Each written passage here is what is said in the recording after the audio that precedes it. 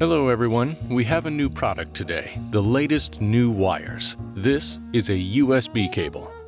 What do these wires have in common?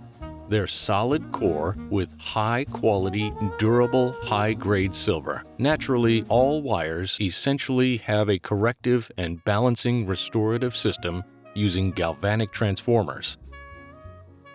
In other words, there is virtually no signal loss, which is demonstrated by increasing the voltage level. What characterizes a balanced conductor?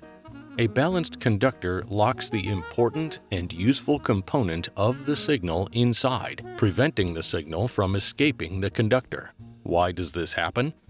The thing is, essentially, this entire conductor is a coil, meaning the core of the coil, which is wound with the golden ratio. If we take into account an autotransformer, it essentially has a single winding. Accordingly, the galvanic transformers used here, in fact, have two windings with an electromagnetic field. Between them, there's actually no contact. The electromagnetic field enters through the signal, saturates the secondary winding, and the initial voltage appears on it.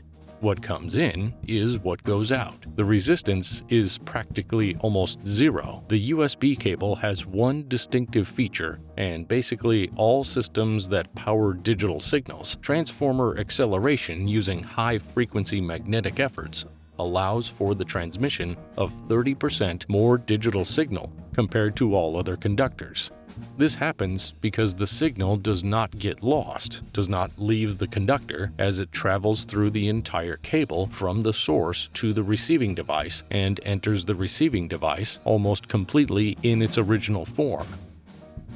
This effect is formed due to a specific type of coupling that occurs when a digital electronic device is connected and interconnected. If this so-called arc is gently released, then the amount of transmitted signal increases.